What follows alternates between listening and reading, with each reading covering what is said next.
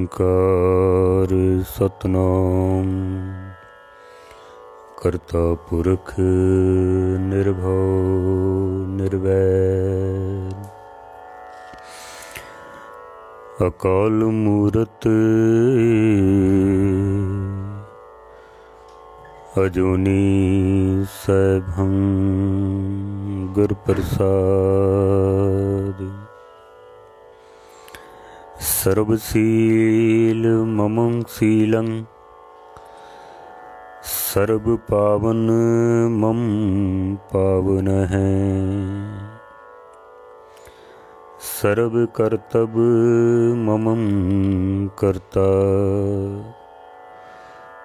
नानक लेप छेप न लिपियते दंडौत बंदन अनक बार सर्व कला समर्थ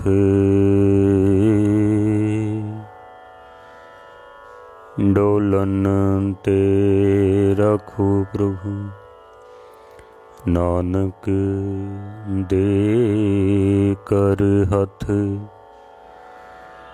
डोलन ते रखो प्रभु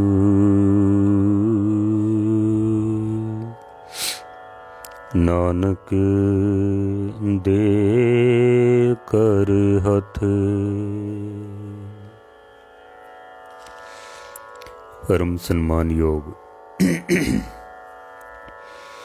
गुरु रूप सत्संग जीओ, गुरबाणी विचार आप जी दे सन्मुख भेंट कर सकां उस तो पहले 10वें पातशाह की बख्शिश की हुई पावन पवित्र फतेह सनमर प्रवान करनी। वाहिगुरु जी का खालसा वाहिगुरु जी की फतेह। गुरु नानक सच्चे पातशाह जी दे प्रभाती राग दे विच बड़े सुंदर बोल हन। नानक मूर्ख एक तू अवर भला संसार जित तन नाम न उपजे से तन होहे खुआर। नानक मूर्ख एक तू। गुरु नानक सच्चे पातशाह जी गल अपने उपर लैके ते लोकां नूं समझांदे हन। जैसे स्कूल दे विच मास्टर पहले आप पहाड़े पढ़दा है फिर बच्चियां कोलों बुलवांदा है। गुरु नानक सच्चे पातशाह जी अत दी निमरता सतगुरां दे विच गल अपने उत्ते लैके समझाना दूजियां नूं है। लोग दूजियां नूं ही टारगेट करके दूजियां नूं ही निशाना बना के ते दूजियां नूं ही समझाण दी कोशिश करते हैं, अपने आप दा जिक्र नहीं करते हैं। सतगुरु जी गल अपने उत्ते लैके फिर समझाण दी कोशिश करते हैं। महाराज कहते ने नानक मूर्ख एक तू। मूर्ख कहते ने अचेत नूं बेहोश नूं। संस्कृत दा शब्द है अचेत, हिंदी विच कह दिंदे ने बेहोश, नादान, अयान, बेवकूफ। इस तरह के बहुत सारे शब्द हैं। गावार, मुगध, गुरबाणी दे विच ये सारे शब्द आए हैं। गाफल भी कह देंदे ने, गाफल। मूल शब्द है बेहोश, अचेत, जिसनूं होश नहीं है। मनुख नूं ऐसा देखा गया कि पदार्थां दे प्रति ते मनुख होश रखदा है, परमात्मा दे प्रति कोई होश नहीं है। वनस्पति दे प्रति ते मनुख होश रखदा है, लेकिन परमात्मा दे प्रति कोई होश नहीं है। धातुआं दे प्रति ते मनुख होश रखदा है, इनू सब ज्ञान है। ये सोना है, चांदी है, पित्तल है, लोहा है, कांसी है, तांबा है, सब इसनू होश है। ये धातुआं दे प्रति ते होश रखदा है, लेकिन निरंकार दे प्रति, परमात्मा दे प्रति बेहोश है बिल्कुल।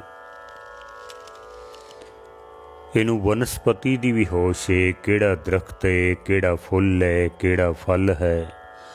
साग सब्जियां दी इसनू समझ है, ये केड़ी सब्जी है, केड़ी खाण वाली है, केड़ी नहीं खाण वाली, वो भी पता है इसनू।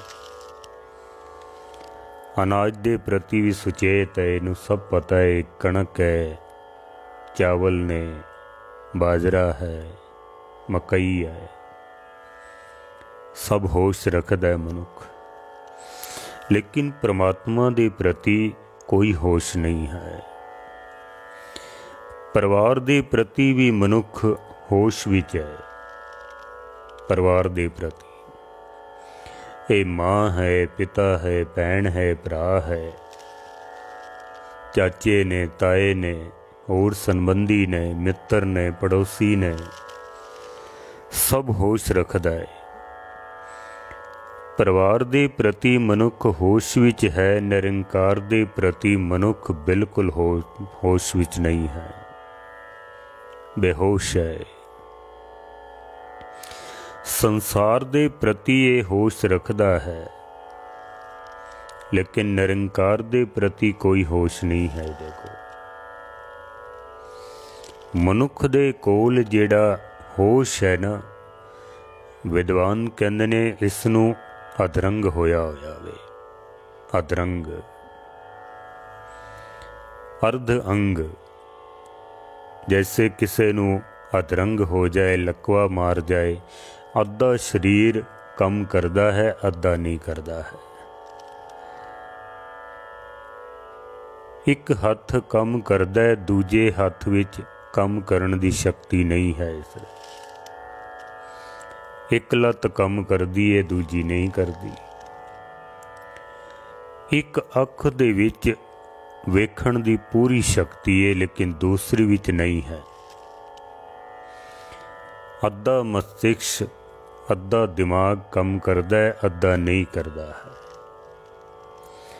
जुबान क्योंकि एक है, अद्धा भाग कम करदा है, अद्धा नहीं करदा, तो बचन लड़खड़ांदे ने, इसलिए शुद्ध बचन नहीं निकलते हैं। इसनू विद्वानां ने आख्या कि मनुख दे होश नू अधरंग होया होया, अद्धा भाग सुता होया, अद्धा जागदा पिया वे। मैं फिर दोहरा दियां, संसार दे प्रति होश रखदा है, परमात्मा दे प्रति, निरंकार दे प्रति कोई होश नहीं है। परिवार दे प्रति इसनू सब होश है। ये कौन है? चलो इंज कह लीए कि छोटा बच्चा हुंदा है ना, माँ दी गोद विच है,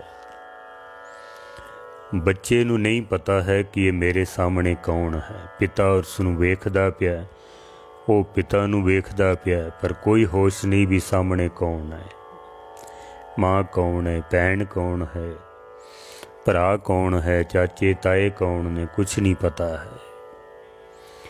लेकिन समय दे नाल नाल ज्यों ज्यों बच्चा वड्डा हुंदा है, त्यों त्यों उसदी ये बेहोशी टुटदी जांदी है, टुट जांदी है।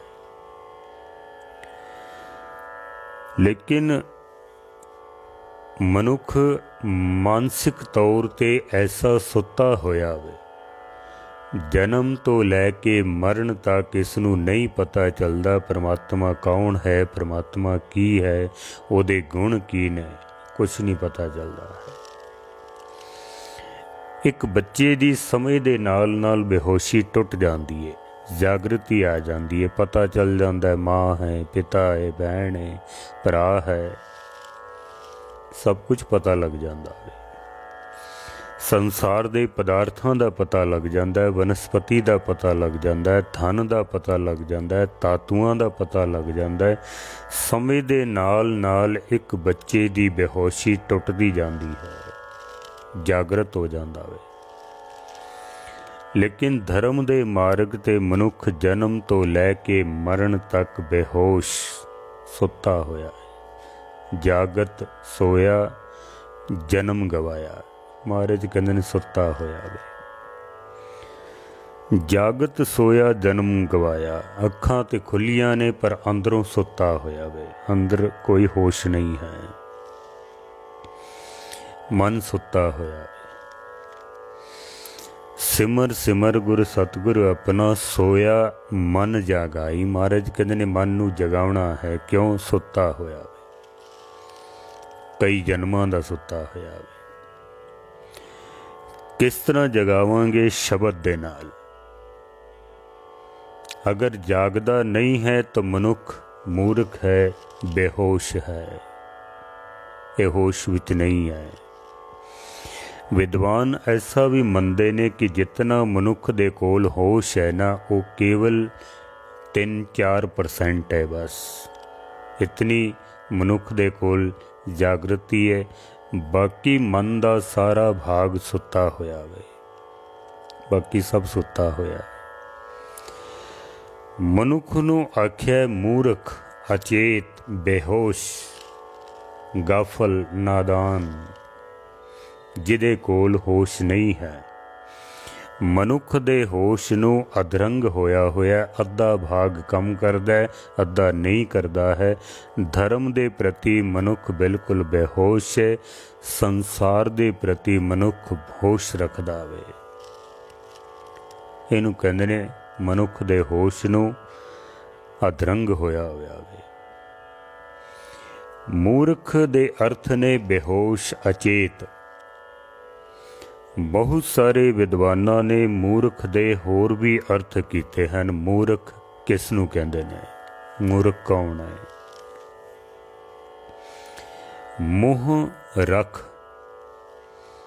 इहदा अगर असी संधि विछेद करिए ना, मोह रख, जिन्हें हर वक्त अपने मूँह नूं ही अगे रखिया होया वे। हर वक्त मूँह नूं ही अगे रखदा वे। खाण लगिया मूँह नूं अगे रखिया है, बोलण लगिया मूँह नूं अगे रखिया है, कोई काम करन लगिया मूँह नूं अगे रखिया है। मूँह रख, जिदा हर वक्त मूँह ही अगे है। जैसे खाण लगिया मैनू की खाना चाहिए कि नहीं खाना चाहिए है, मूँह नूं ही अगे रखिया वे। जो कुछ आउंदा है मूँह दे विच पाई जांदा वे, पाई जांदा वे। खाना शरीर वास्ते जरूरी है। खादे तो बिना असी जी नहीं सकते हाँ, क्योंकि साडा तन बनिया है रोटी दे नाल। साढ़े 3 मन देहुरी, चले पानी, अन्न। अन्न पानी दा ये पुतला है, ते महाराज कहंदे ने चलेगा भी अन्न पानी दे नाल ही। खादे तो बिना असी जी नहीं सकते हाँ। लेकिन भुख लगे तो रोटी खाना एक एक बुरकी जड़ी है वो अमृत दा कम करदी है। एक एक बुरकी। भुख है नहीं है, बस मूँह नूं ही अगे रखिया भी इहदे विच पाई जाना है, पाई जाना है, खाई जाना वे बस। बिना भुख तो खाना एक एक बुरकी जहर दा कम करदी है। एक एक बुरकी। आयुर्वेद ऐसा मनदा है कि आहार चिकित्सा, आहार रोग। खाना ही साडे वास्ते चिकित्सा है, अमृत है। खाना ही साडे वास्ते रोग ने, खाना ही साडे वास्ते जहर है। अगर मनुख लोड़ तो वध खांदा है तो फिर ये अन्न मनुख नूं खा जांदा वे, फिर बंदे नूं ही खा जांदा वे। अज ਮਨੁੱਖ ਨੂੰ ਸਮਝ ਨਹੀਂ ਹੈ ਕਿ ਕੀ ਖਾਣਾ ਚਾਹੀਦਾ ਹੈ, ਕਦੋਂ ਖਾਣਾ ਚਾਹੀਦਾ ਹੈ ਤੇ ਕਿਤਨਾ ਖਾਣਾ ਚਾਹੀਦਾ ਹੈ, ਨਹੀਂ ਸਮਝ ਹੈ। ਇਹੀ ਕਾਰਨ ਹੈ ਕਿ ਅੱਜ ਸਰੀਰ ਦੇ ਵਿੱਚ ਰੋਗ ਵੱਧਦੇ ਜਾਂਦੇ ਨੇ। ਮਿੱਠਾ ਜ਼ਿਆਦਾ ਖਾਓਗੇ ਸ਼ੂਗਰ ਬਣ ਜਾਏਗੀ,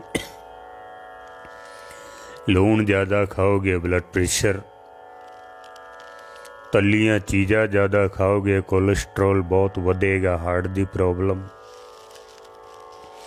ਲੋੜ ਤੋਂ ਵੱਧ ਖਾਓਗੇ ਸਰੀਰ ਵਿੱਚ ਚਰਬੀ ਵਧੇਗੀ, ਮੋਟਾਪਾ ਵਧੇਗਾ। ਮੋਟਾਪਾ ਨਿਰਾ ਹੀ ਬਿਮਾਰੀਆਂ ਦਾ ਘਰ ਹੈ। ਮੋਟਾਪਾ ਇਸ ਵਾਸਤੇ ਤੇ ਮਹਾਰਾਜ ਕਹਿੰਦੇ ਨੇ ਕਿ ਫਿੱਟ ਇਵੇਹਾ ਜੀਵਿਆ ਜਿਤ ਖਾਏ ਵਧਾਇਆ ਪੇਟ। ਤੇ ਕਾਰ ਹੈ ਉਸ ਬੰਦੇ ਦਾ ਜਿਹਨੇ ਖਾ ਖਾ ਕੇ ਆਪਣਾ ਪੇਟ ਹੀ ਵਧਾ ਲਿਆ ਵੇ, ਸਰੀਰ ਹੀ ਵੱਡਾ ਕਰ ਲਿਆ ਵੇ, ਜਿਹਦਾ ਕੋਈ ਲਾਭ ਨਹੀਂ ਹੈ। ਇੱਕ ਇੱਕ ਬੁਰਕੀ ਸਰੀਰ ਵਾਸਤੇ ਅੰਮ੍ਰਿਤ ਹੈ, ਇੱਕ ਇੱਕ ਬੁਰਕੀ ਸਰੀਰ ਵਾਸਤੇ ਜ਼ਹਿਰ ਦਾ ਕੰਮ ਕਰਦੀ ਹੈ। ਰਾਜਯੋਗ ਪਰਥਰੀ ਜਿਸ ਵਕਤ ਛੋੜ ਛਾੜ ਕੇ ਰਾਜ ਪਾਟ ਜਾਣ ਲੱਗੇ ਨਾ, ਮਾਂ ਨੇ ਆਖਿਆ ਸੀ 36 ਪ੍ਰਕਾਰ ਦੇ ਭੋਜਨ ਖਾਵੀਂ ਤੂੰ, 36 ਪ੍ਰਕਾਰ ਦੇ ਭੋਜਨ। ਤੇ ਪਰਥਰੀ ਬੜਾ ਹੈਰਾਨ ਹੋਇਆ, ਕਹਿੰਦਾ ਮਾਂ 36 ਪ੍ਰਕਾਰ ਦੇ ਭੋਜਨ ਤੇ ਮੈਂ ਛੱਡ ਕੇ ਚੱਲਿਆ ਵਾਂ, ਜੰਗਲਾਂ ਵਿੱਚ ਚੱਲਿਆ ਵਾਂ, ਸਾਧੂ ਹੋਣ ਵਾਸਤੇ ਚੱਲਿਆ, ਫਕੀਰ ਬਣਨ ਵਾਸਤੇ ਚੱਲਿਆ ਵਾਂ। ਜੰਗਲਾਂ ਦੇ ਵਿੱਚ 36 ਪ੍ਰਕਾਰ ਦੇ ਭੋਜਨ ਕਿੱਥੋਂ ਮਿਲਣਗੇ? 3 ਸਵਾਲ ਮਾਂ ਨੇ ਦੱਸੇ ਸਨ, 3, ਪਰ ਮੈਂ ਇਸ ਵਕਤ ਇੱਕੋ ਹੀ ਜ਼ਿਕਰ ਕਰਨਾ ਹੈ।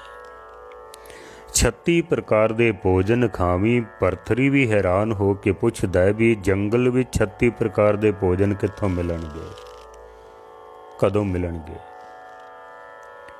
ਇੱਥੇ ਤੇ ਮੈਂ ਖਾ ਸਕਣਾ ਵਾਂ ਰਾਜ ਵਿੱਚ, ਜੰਗਲਾਂ ਵਿੱਚ ਕਿੱਥੋਂ ਲਿਆਵਾਂਗਾ? ਮਾਂ ਤੇਰੀ ਗੱਲ ਸਮਝ ਨਹੀਂ ਆਈ ਹੈ। ਪਰਥਰੀ ਦੀ ਮਾਂ ਨੇ ਸਮਝਾਉਂਦਿਆਂ ਹੋਇਆ ਆਖਿਆ ਵੀ ਜਿਸ ਵਕਤ ਤੈਨੂੰ ਅੱਤ ਦੀ ਭੁੱਖ ਲੱਗ ਜਾਵੇ, ਬਹੁਤ ਭੁੱਖ ਲੱਗੇ, ਉਸ ਵਕਤ ਅਗਰ ਸੁੱਕੀ ਹੋਈ ਰੋਟੀ ਵੀ ਖਾਏਗਾ ਤਾਂ ਤੈਨੂੰ 36 ਪ੍ਰਕਾਰ ਦੇ ਪਦਾਰਥਾਂ ਦਾ ਉਹਦੇ ਵਿੱਚੋਂ ਸਵਾਦ ਆਏਗਾ। 36 ਪ੍ਰਕਾਰ ਦੇ ਅਗਰ ਭੁੱਖ ਲੱਗੀ ਹੋਏ ਤੇ ਖਾਏਗਾ ਤੇ ਭੁੱਖ ਹੈ ਨਹੀਂ ਹੈ ਤੇ ਖਾਂਦਾ ਪਿਆ 36 ਪ੍ਰਕਾਰ ਦੇ ਭੋਜਨ, ਉਹ ਵੀ ਤੈਨੂੰ ਜ਼ਹਿਰ ਵਰਗੇ ਲੱਗਣਗੇ, ਕਿਉਂਕਿ ਭੁੱਖ ਨਹੀਂ ਹੈ ਅੰਦਰ।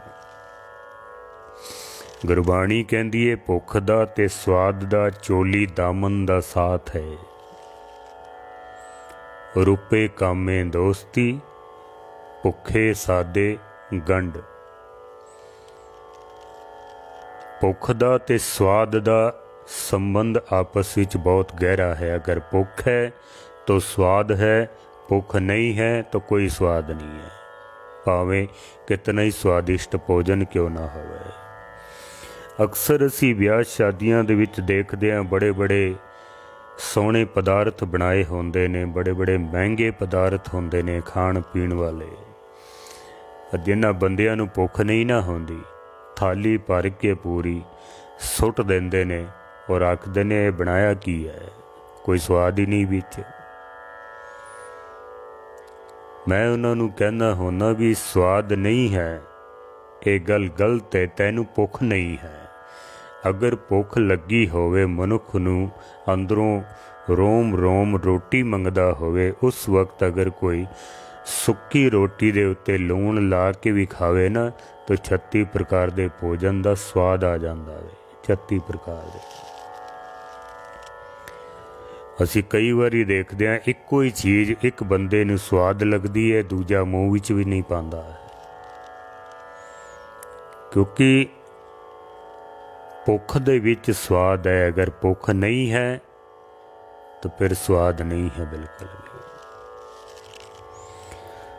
ਮਹਾਰਾਜ ਸੱਚੇ ਪਾਤਸ਼ਾਹ ਜੀ ਕਹਿੰਦੇ ਨੇ ਕਿ ਮਨੁੱਖ ਖਾ ਤਾਂ ਰਿਹਾ ਹੈ ਪਰ ਬੇਲੋੜਾ ਖਾਂਦਾ ਪਿਆ, शरीर वधदा पिया, खाना ही शरीर वास्ते हानिकारक बनदा पिया, बीमारियां दा घर बनदा पिया वे। अज जितने भी रोग ने ना, वो सारे दे सारे तकरीबन आहारक रोग ने, खा खा के जो असी शरीर विच पैदा कीते ने, खा खा के। पशुओं नूं देखो तुसी, पशु आद काल तो जिहड़ा भोजन करते सन अज भी उही करते पे ने। आद काल तो उन्होंने अपना भोजन बदलिया नहीं है, चेंज नहीं किया। असी विकास दे नाम ते, तरक्की दे नाम ते कई तरह के भोजन विकसित किए ने, लेकिन सब बीमारियां दे कारण है, होर कुछ भी नहीं है। बीमारियां दे कारण पुरातन समय दे विच इतने मनुख बीमार नहीं सन होंदे जितने हुण हो रहे ने। हुण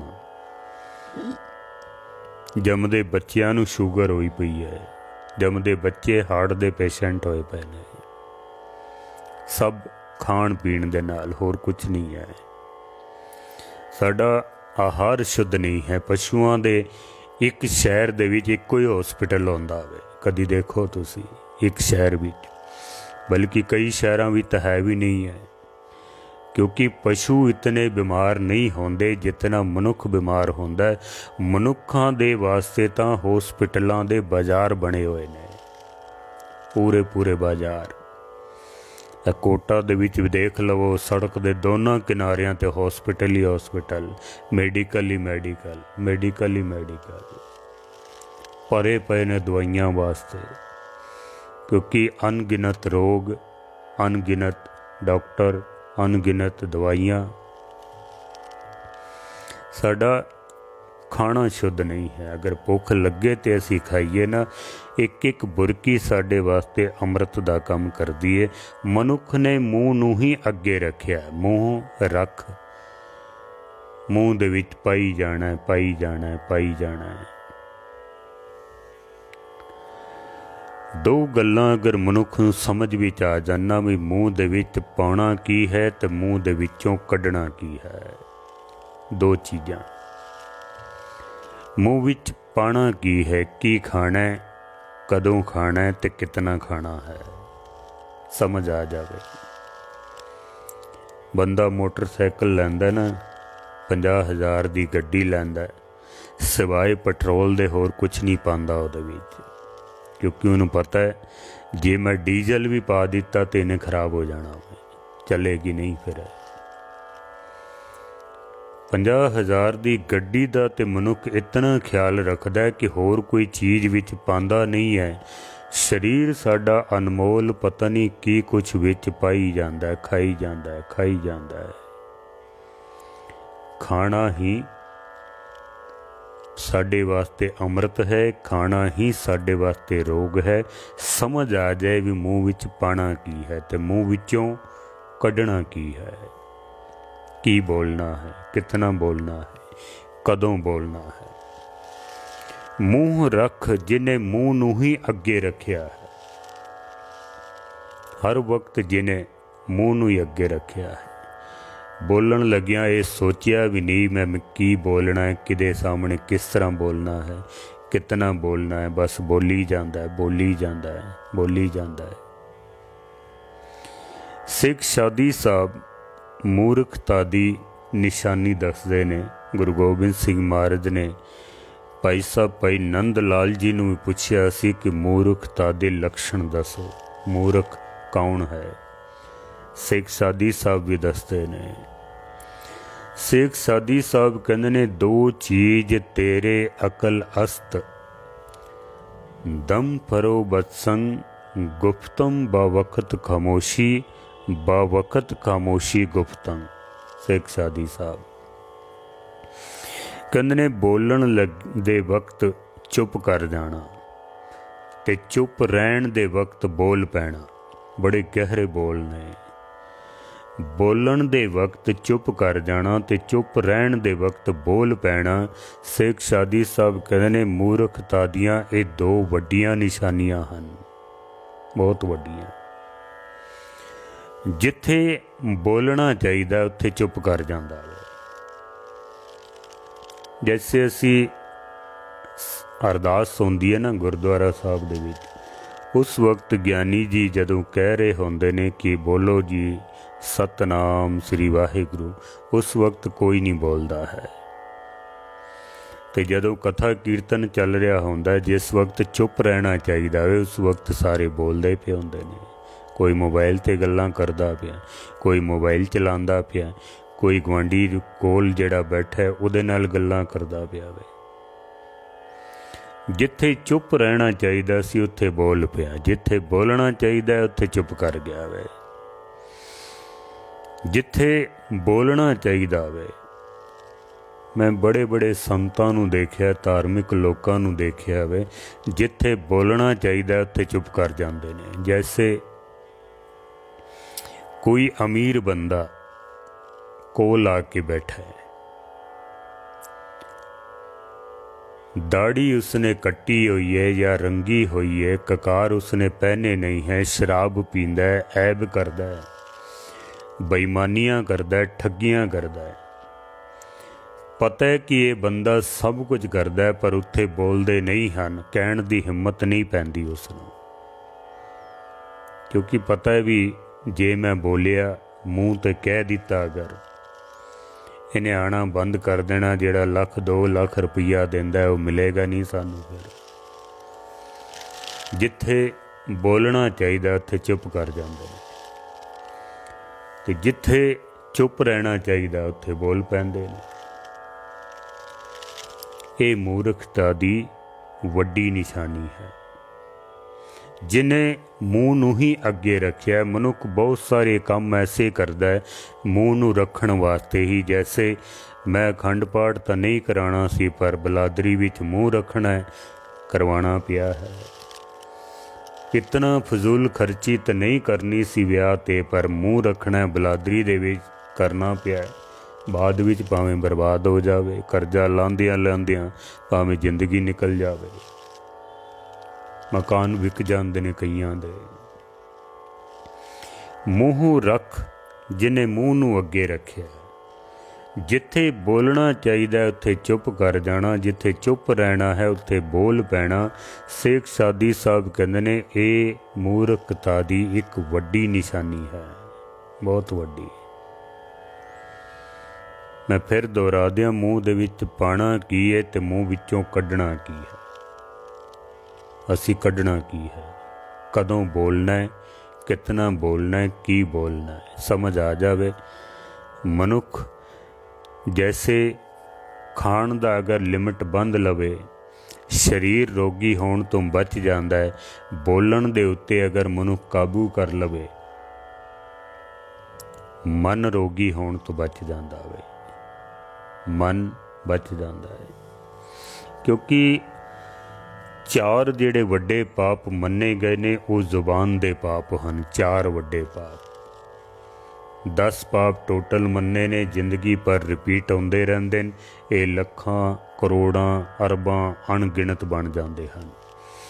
इतने बन जाते ने जेता समुंद सागर नीर भरिया, तेते अवगुण हमारे, इतने बन जाते ने। पर मनुख समझदा नहीं है की बोलना चाहिए तो कितना बोलना चाहिए।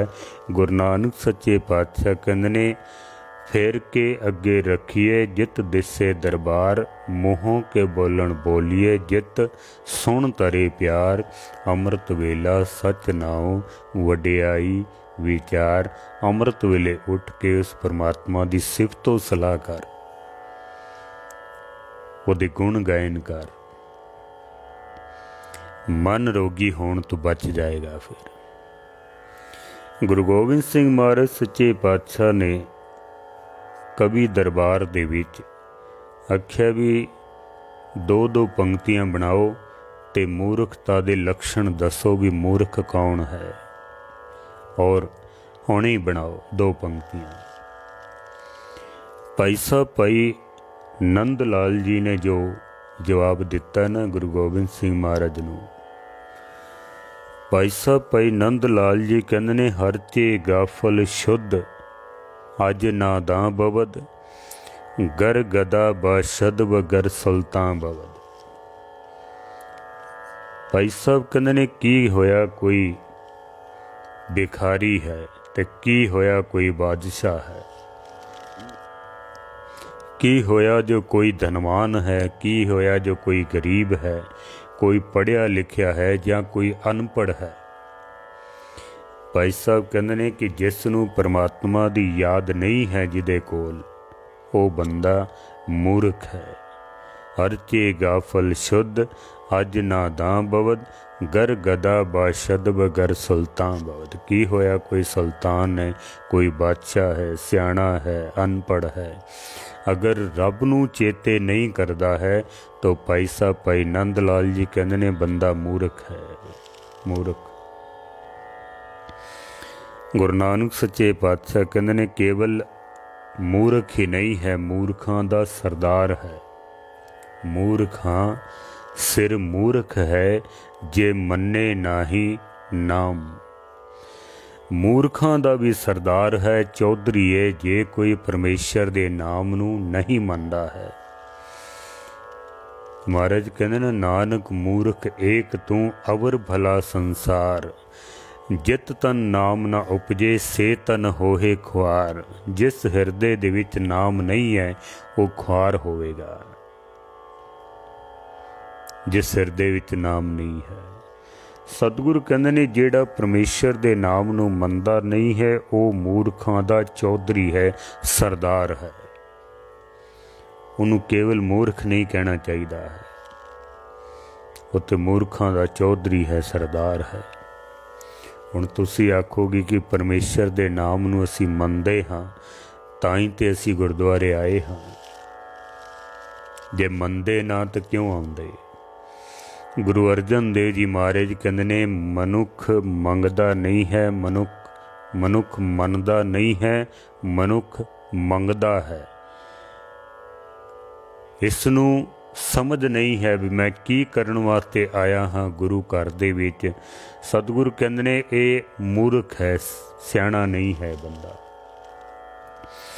मम्मा मांगन हार याना, याना कहंदे ने मूर्ख नूं, बेहोश नूं, अचेत नूं, गवार नूं।